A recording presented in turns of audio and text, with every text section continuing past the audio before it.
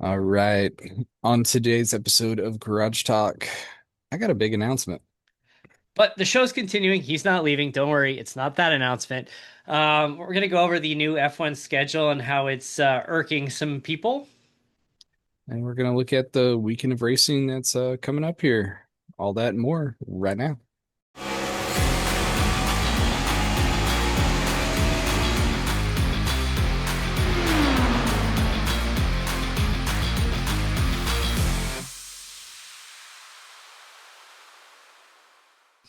Welcome to an all new episode of F Racing's Garage Talk. I'm DJ Flook. I'm Eric Richardson. So I think we're going to discuss the elephant in the room right now. Eric, why is there a big box behind you? Oh, you talking about the moving box right there? The moving box.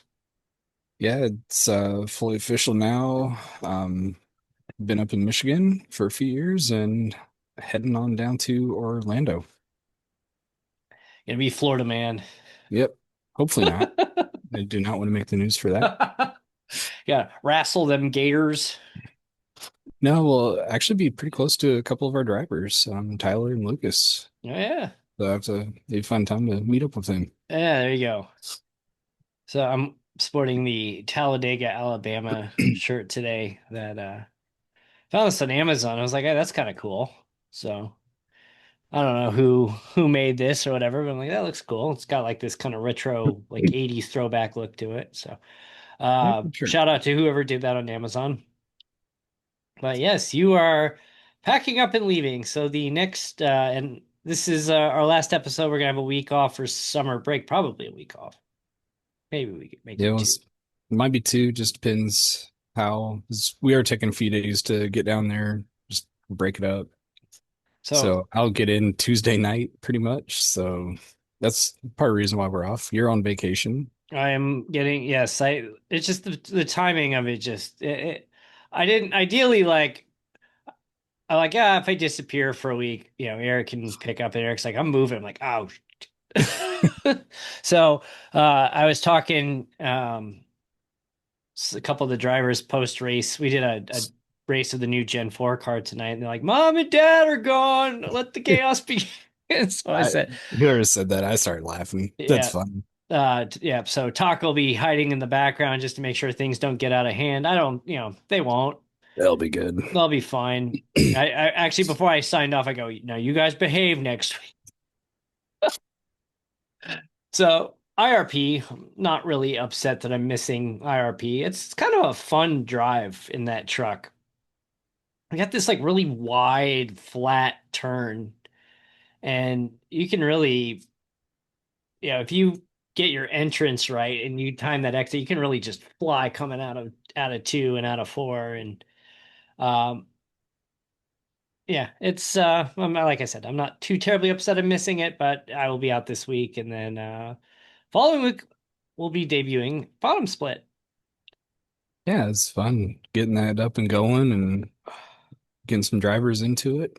Yeah, I think the count right now is either 8 or 9 full-time drivers, and we have like 3 part-time drivers will be running a few races here and there. That includes me. I'm not running a full schedule, and I think you're going to run like one race is your plan. Maybe. It just all So depends. I once, don't even know fully when I'll be back up and racing, to be honest. fortunately, you don't have to reassemble a sim rig right now. So Hmm. anywhere there's a table, you can race. Yeah, Which maybe I'll be able to make an excuse. I need to at least get the it's a business. stand. It's for business. You're not playing around. It's for business. Yeah, I at least need to get the wheel stand so I can keep that and then easier to move a monitor and go wherever I have to. We yeah, it is kind of funny that we are we've through all this we formed our own LLC. We are a actual business. We pay taxes. We have a business license on. I mean, we don't. Not shocking. We don't. Yes, Great. there you go. We got our logo trademarked and registered trademarked through the USPTO.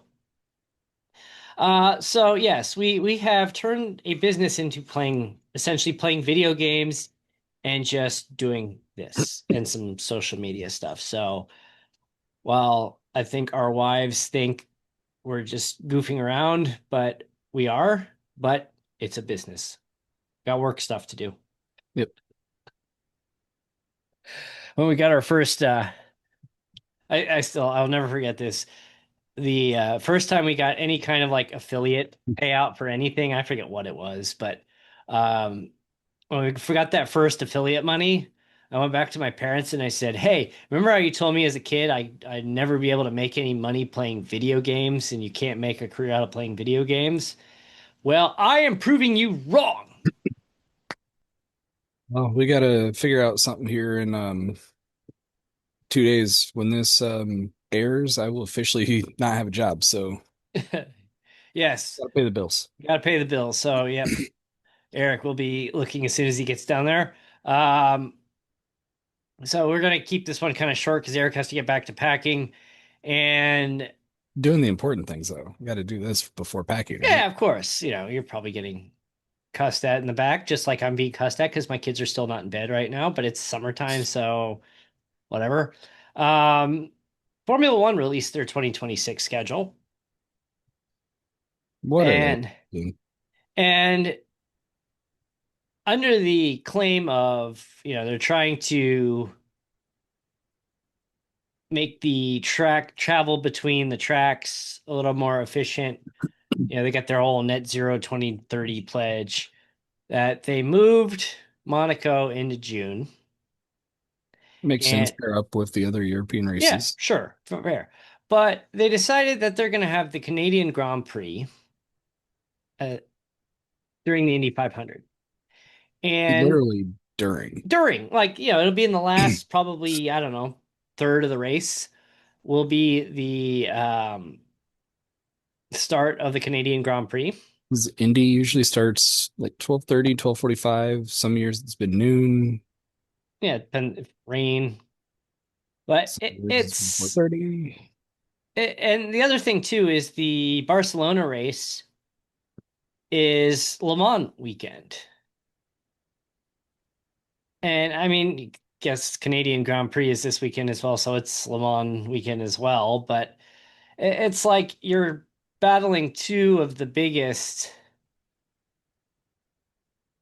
I mean, they've already are this year with uh Two of the biggest, most Canadian. prestigious Yeah, races out there, and you're gonna go up against them. and the reaction's been very mixed. There's some of the stereotypical the F1 snob, like, does anybody actually care about the Indy 500 anymore? Yes. The peak of 8 million Yeah, people tuned in this year. yeah, yes. And the other thing too is there's a reason why after Monaco, all the drivers try to get through their post interviews and everything, all their media stuff as quickly as they can so they can run back to their whatevers and watch the Indy 500. And what, 5 or 6 of the drivers live in Monaco. So Yeah. they're running home. Yeah, they're running home. Well, and we gotta point out too, they're trying to make this regional schedule. The Miami Grand Prix and Canadian Grand Prix, something. It's been a long day, are 3 weeks apart. Yeah. So that does not make sense. The teams Well, will not the stay argument stateside, will the they? argument the argument on that is fair because if you push as a future Florida man, if you push things into outdoor events further into May or into June, it gets pretty nasty out there. The I've problem, been down there in February when it's 90 degrees. yeah. So it's like it's not nice, not good for anybody. Then the other part of the problem is if you push Canada any earlier, you might need snow tires. Yep. So it's like, okay, I get the gap, but the fact that like you're trying to put this almost directly in competition with the Indy 500 just seems like a straight up arrogance move to try to pull away some of that US audience. And what was Monaco's audience this year? I don't think I I saw. remember seeing, I know Canada puts on a pretty decent race Yeah, and a yeah, I good agree. event, not to take anything away from that, but going up Uh, against Indy 500 that's gonna be tough. So this year, Monaco did 2.3 million viewers. But how many of those people like they call that day Motorsports Christmas because, and it's early for me. I get up at 6 a.m. and I watch Monaco. Monaco would basically be over. Then you turn on the 500. 500 ends on time, maybe. And then there's about an hour, half hour or so. And then the Coca-Cola 600 comes on. And Scott McLaughlin's like, you've ruined F1 has ruined motorsports Christmas. And It's I one of the single greatest days to it watch is. racing of the year. It is. It's like next year, motorsports Christmas is on my birthday. It every so many years it's on my birthday, but it's at least my birthday weekend, every weekend, because my way it falls. And that's like my thing to do is every year I just want to be left alone so I can just sit on the couch. I get up at 6 a.m. Nobody else is awake. I watch Monaco.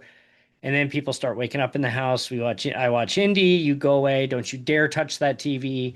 And then I put the Coca-Cola 600 on in the background as I go through the afternoon. And I do that every year. I've done that every year for several years. And next year, honestly, if you know what, I'm going to watch the 500 because one, you can call me an Indy homer all you want, but honestly, like if Monaco was like there are races I will not get up for because they start extremely early on Pacific time. If Monaco was any other day, I would not get up for it. Like that would be one of those that I would just catch the replay later. I would not wake up early to watch it. It's just not exciting. Yeah, it's a parade. There's no passing. But even with the Canadian Grand Prix next year on that day, it's like, yeah, I'll turn into it after the 500's over.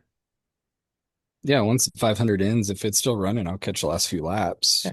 I mean, maybe I'll pull it up But on the I'm on the not, phone or the tablet and see the starts, see if anybody wrecks turn one, lap one that you occasionally have, and then after that, full attention back to the 500 for the yeah, rest of the I will race. not change the channel. No, not happening. Once Indy pre-race comes on, that's it. Sorry, F1.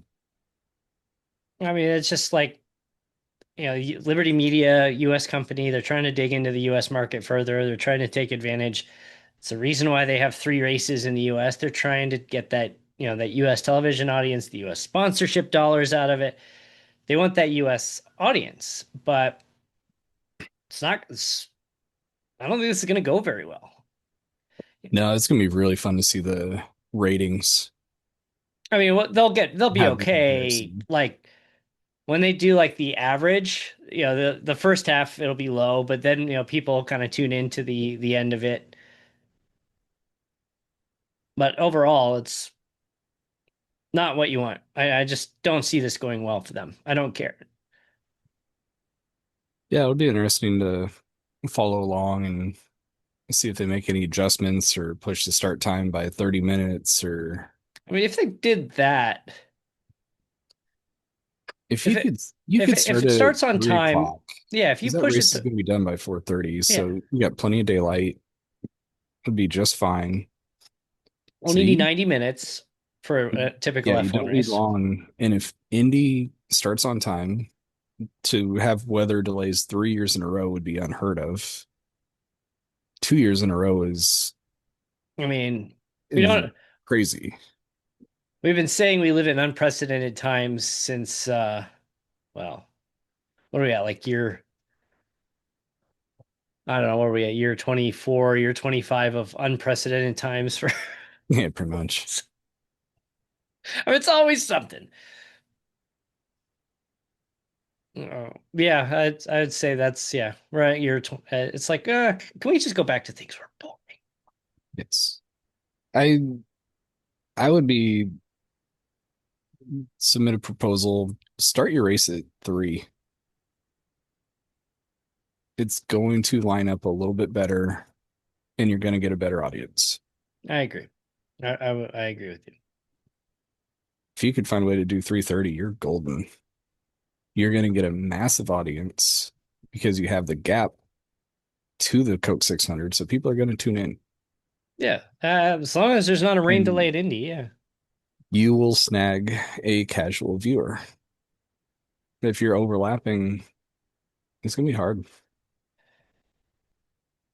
So But we'll see. NASCAR news this week. We had the Michigan race.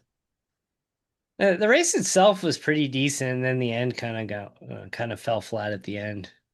Stage two is the best. They were starting to race.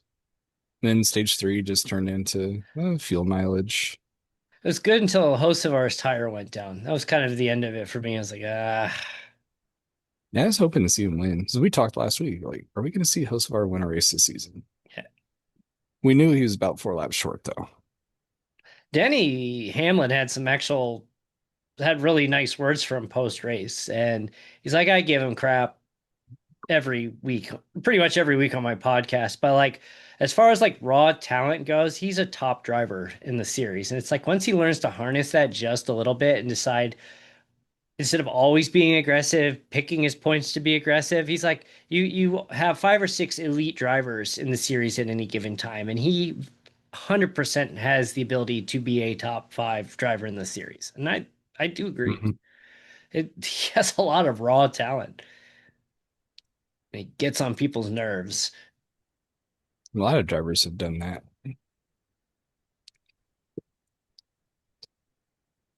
It's just a shame. That would have been a fun race to watch without stages. I agree. I think that would have been a lot of fun just to see it run. 'Cause it would have been a great strategy race. Those stages, they just it takes out so much strategy. It's like I get it in the sense that the average audience, their attention span is shorter and it breaks it up into segments, which is from that standpoint, okay. But it's like there's got to be something different that you can do. Yeah, if you're not worrying about running for stage points, or maybe you are just trying to pick up a couple running 10th place, like, oh, the leaders ran out 20 seconds ahead of me. Yeah, I don't care. I'll be right behind him here in another 20 laps because we'll get a caution and that's it. Then I'll start to run. It just takes away the race. I mean, maybe you just take some Wednesday night dash rules and just boost the bonus points. I mean, back in the day, wasn't it like 5 points for a lap led or something like that? If like Winston Cup days. Yeah, wasn't it? You got 1 point or 5 points if you let a lap, 5 points leading the most laps. And didn't they have points too if you let it halfway? Like another bonus point? I feel like that was the case, but I don't. I don't Uh, remember. It's but been a few I years you now. can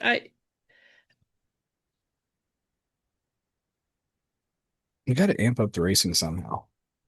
I mean I think you can put incentives through the race other than going for that stage win. Hmm. Well, and you would see some random drivers leading laps just because they ran a different Promoter's strategy. caution. You pick a promoter's caution at some point, and then the top 10 at the the promoter's caution gets stage points basically. That would be. Could you imagine that if they put a promoter's caution into NASCAR? That would be absurd. If they do that for a regular race, I quit watching. That would be like the most gimmicky thing ever. That and like, oh, I forget I suggested that. That was a terrible idea. Uh, Well, because then can't it's wait to like, all listen right, to things it's like I don't like this driver. I'm gonna wait for him to pit, and then I'm gonna throw we're gonna promoter's wait for the caution. leaders to pit. Then we're gonna throw the caution and trap people a lap down. Yeah.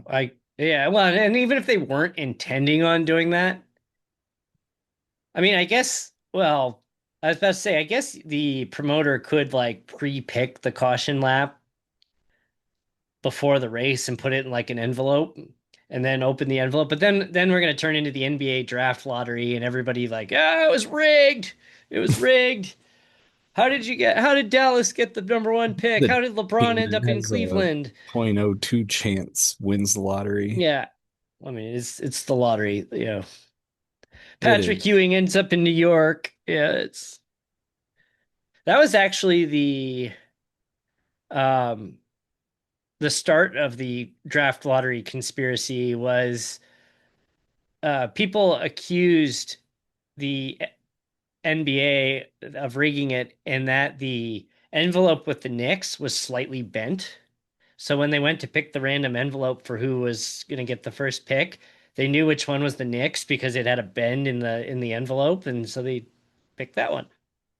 Speaking of the Knicks, Pacers won game three, They did. They 116 to 107. they were underdogs at home. I saw Reggie Miller was there sitting courtside wearing his own jersey, or I think he was wearing his own jersey. That's awesome. Like I've said this before, if I was a professional athlete and had a good career and I went to a game, I would totally wear my own jersey to the game because like I mean you've earned it at that point. You put all that time, you're the like he's the Indiana Pacers greatest player in franchise history. And I don't think there's even a question. Yeah, I they've had some really good players, but I would give But that one none to none him. none of them had the same impact that he did. No. I mean, even you go back to the ABA days where they had these really good teams that won ABA championships. I don't think they touched Reggie Miller. He single-handedly made them relevant in the 90s. And then they put some pieces around him and then they started making these playoff runs. Never won it all. And, his career was marred by a riot in Auburn Hills, Michigan, but that's for another don't need to relive I that one. was driving to come visit you guys the night that happened. That was so wild. All right. So we got a schedule this weekend. We've got IndyCar going to Gateway. We've got Le Mans this weekend. We got the Canadian Grand Prix. NASCAR is going to Mexico City. And neither of us are going to watch any of it. Yeah, I'll hopefully somehow catch a replay yeah, I'll be driving. I mean, the nice thing about, at least with like NASCAR on Prime, you don't have to record anything. I don't have to tell Hulu to record it. I just go into Prime and catch the replay. And then I can watch, I can skip through the boring parts and I'll have to see how it works with Hulu Mobile, but I don't even know if I'll be able to watch that because it's going to say you're in a different zip code. You can't watch this. I think you have like a week or something like that. But you'd have to what you have to do is you have to change your billing address when you get to your new place. And then that would become your home zone. And then that Hmm. you have to connect to the internet from your home to make that your home zone. But I think you have like a week. Uh, so you can watch it like while you're traveling short term. Yeah, we'll see how that goes. Hopefully, I can watch something or catch highlights. Go turn on Prime. I think the only thing that's about Prime right now that's kind of driving me nuts is every time they come back from break or they do a segment change, they play that same John Fogerty riff, and like it's fine. It's a good song, but it's like hearing that same like every time it goes back from commercial. I'm like, oh, please stop, please stop. But oh man, I don't know. So we have a McLaren 1-2 in Canada this weekend. Yeah, probably. I think the bigger question is Max going to run into anybody? He gets that suspension. Does he just do it now just to There, there's do it? two schools of thought with Max right now, and that Max is going to pull off this miraculous comeback and come back and win the championship, which seems unlikely. Or so we cut, and honestly, I don't remember. We were still kind of talking. I think Max in the Yeah, kind of debating what Max is going yeah. to do. So does Max this miraculous comeback and win, or does he just say ah heck with it? And honestly, if he says ah heck with it and gets himself suspended, yes. I kind of think that that might be it for him at Red Bull. Yeah, if you, I almost feel like he just wants to throw in the towel on the season because he doesn't like where the car's at. It's not getting better. It's clear that it's only built for him. Is even now Marco is getting grief of like, what are you doing with Yuki? 'Cause he scored what, 1 point in the last three races and is not even getting out of Q1. And I did see too that Marco is trying to set up his replacement for when he retires. Sebastian Vettel is his personal choice, it sounds like, which could be interesting. Seen mixed reviews on that. I mean, it's always questionable when you take a driver. It's the same thing in any sport. When you take a star and you put them into coaching or management, a lot of times the star doesn't work out either because of, and I'm not saying this about him specifically, but so many times you've got these stars that they can't teach. There's some arrogance there, and they can't transfer. Like the reason they were stars is because they were elite skilled, and you can't teach elite skill. Well, good example, Wayne Gretzky. He No, coached for a little bit. he did. He wasn't terrible. I can think of worse examples. Yeah, he was solid, but not one of the what you would consider one of the all-time greats in coaching. But there's much worse. I mean, Derek Jeter as an executive that was bad. I'm trying to think who else. John Elway, executive. Yeah, John Elway is an executive. Although They've been he did get a Super Bowl at least as an executive. He was still there for when Peyton won. mhm, Peyton Manning with his arm falling off and his neck falling apart. still got it. But yeah, it's just and there's a reason why a lot of It's these hard to star know. players like you look at some of these best managers and you look at like they were terrible players or they were just like they were fringe bench guys. And and That they spent more time watching the game and yeah, learning more nuance and figure things out. I honestly like if you look at any manager in baseball or a coach in basket, I mean, the biggest star who's a coach right now from a player standpoint is Jason Kidd. And is Jason Kidd a good coach? I don't I mean, he's good enough that the Knicks want him, but I guess that doesn't really say much. But I feel like it's hard to really compare anything with the NBA nowadays because the game has changed so much, and it's do the coaches even coach at this point? I mean, I think it's as much like personality management versus X's and O's. And you look at soccer, for example, and you look at Real Madrid. And Real Madrid arguably had one of the best like last decades ever, with Zidane as their manager. And it's like, was he like the best like tactical manager out there? Probably not. But something about him, he could keep all that, you're dealing with Cristiano Ronaldo, arguably one of the top two biggest soccer stars in the world, and a whole bunch of other elite stars. And Real Madrid was always throwing money at everybody. And it's like so many times you throw so much money and you put these super teams together and they don't work out because the Hmm. personality clashes or you don't have a coach who can manage that. You don't have Phil Jackson keeping the Bulls together with, Michael Jordan and Scottie Pippen and the reason that San Antonio traded Dennis Rodman to the Bulls was because they thought that Dennis Rodman was going to destroy the Bulls dynasty. And they end up winning like three more with him. Yep. And that's as much because Phil Jackson was as much personality manager as he was X's and O's guys. He just happened to be good at both. I wonder if the players were just afraid of being headbutt by him. That could be too. But yeah, but look, and Phil Jackson, he goes out to Los Angeles and has to deal with Kobe and Shaq. And that, I mean, that fell apart eventually, but he kept that together long enough. Still got some titles.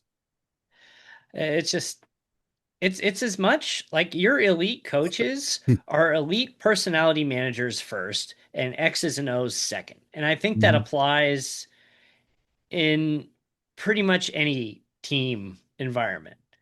Um, you look at like why Joe Gibbs is successful in NASCAR, why Rick Hendrick is successful, and it's because they can manage those personalities. I mean, granted, like Jeff Gordon and Jimmy Johnson weren't exactly the most like explosive personalities out there on the track, but like Joe Gibbs, look at who he's had to deal with over the years. He's had as Denny Hamlin, he had Kyle Busch, he had Tony Stewart, he had a young Joey Logano in there, and that's just Some infamous hotheads. yeah, he had a lot of high heads, but you know what? He kept those groups together because he knew how to manage personalities and he knew how to command respect among those people that they respected Coach Gibbs.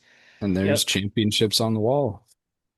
that's he's also a football coach too, so Very that probably successful football coach. yeah, right. And that So it shows like we it's don't even talk about that because it's been so long that he's been out of the NFL. But it's like he's a Hall of Fame football coach too, by the way. so it just shows the personality management that he has. I mean, Carl Edwards was part of his team. Look at some of these guys that he has to deal with, and he holds it together. And things like that always starts at the top, works its way down. I'm getting knocked on the door. It's the 2 minute warning to wrap up. All right. Yep. That was the producer saying wrap it. So it's gonna be our shortest one in a while. But Eric, good luck on your A lot going move on. Thank you. and get you back in the seat of your sim soon, hopefully. Hopefully it's sooner than later. Got to make sure I get a job squared away first, and then I'll figure out internet and stuff. Make sure that's solid, so I'm not blinking right and left because I want to be competitive, not just running laps. Like I said, worst case scenario, long Ethernet cable. Yes. Long Ethernet cable. All right, so I'm we're gonna off figure it next week for our break. We still have a little more time until June 30th to get the William Byron autograph diecast, fracingonline.com/contest. We're still taking a few more drivers for the bottom split racing series. You're new to oval, you're bad at oval, you need work on oval. Go to fracingonline.com/BSRS and learn about the eligibility and register there. It's a $10 broadcast fee bi-weekly Monday nights. Sessions start at 10 p.m. I think it's 10 p.m. I don't know. I got to check that. The race starts at 10:15 and hope to see you out there. Yeah, come out, join us. Still got Indy Racing World Series coming up for season 6, and if you want to race Wednesday nights, we can still do that. Oh, and we need an announcer there too. Oh, it's never ending, is it? Oh no, it keeps going. Yeah. Something is always changing, but yep. So we're looking for a new broadcaster for Indy Racing World Series Tuesday night. If you're interested, get in touch with us and see you when we get back. Thanks for tuning in. We'll see you soon.